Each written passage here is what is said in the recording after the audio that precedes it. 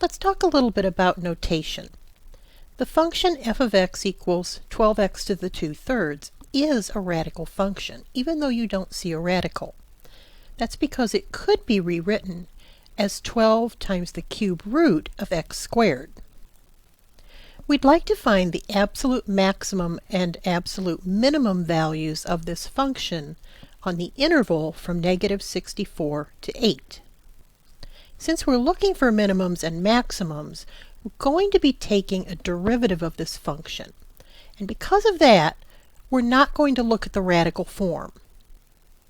Let's start by finding the first derivative of the function. 12 is a constant, and x to the 2/3 is a variable raised to a power, so we'll use the power rule. Bring the 2/3 down, multiply by x to 1 less power. Now let's do some simplifying.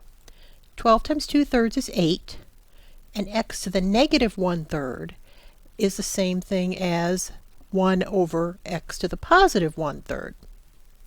X to the 1/3 is the same thing as the cube root of x to the first, or just the cube root of x. Now let's look for the critical values of the first derivative. Critical values happen where the first derivative is either 0 or undefined. This first derivative can never be equal to 0 because the numerator of the fraction can never equal 0. But it is undefined when the denominator is equal to 0, and that happens when x is 0. So the critical value for this function is x equals 0. The absolute maximum and minimum values of this function will happen either at the endpoints of the interval or at the critical value. We're looking for the value of the function at each of the x values that could potentially be an absolute maximum or minimum. Let's start with the -64. When we substitute -64 in for x, we get this expression.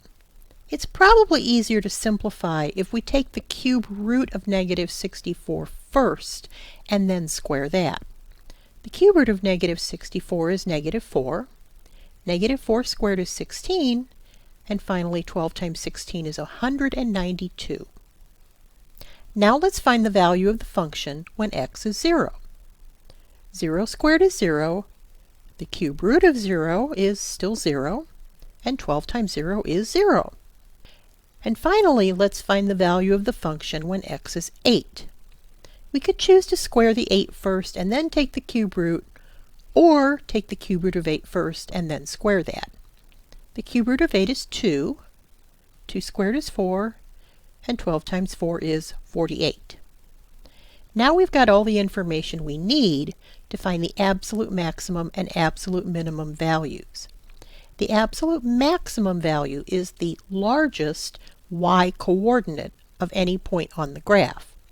And we can see that the 192 is the largest value we have of our three potential values.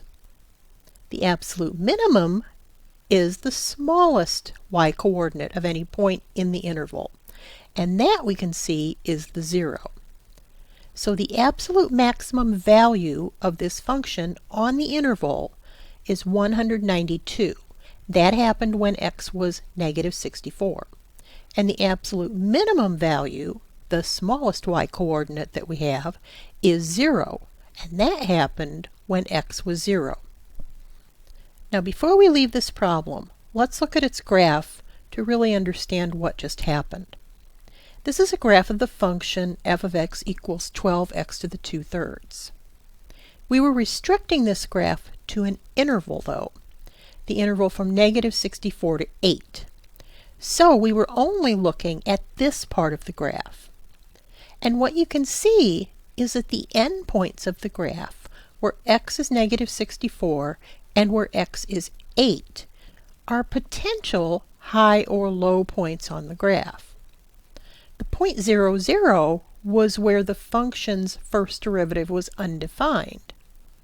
And it also is a potential high or low point on the graph. When we made our table, we could see what the y-coordinates of those 3 points were. The 192 was the largest y-coordinate, So it represented the absolute maximum of the function on the interval. And the 0 was the y-coordinate of the absolute minimum.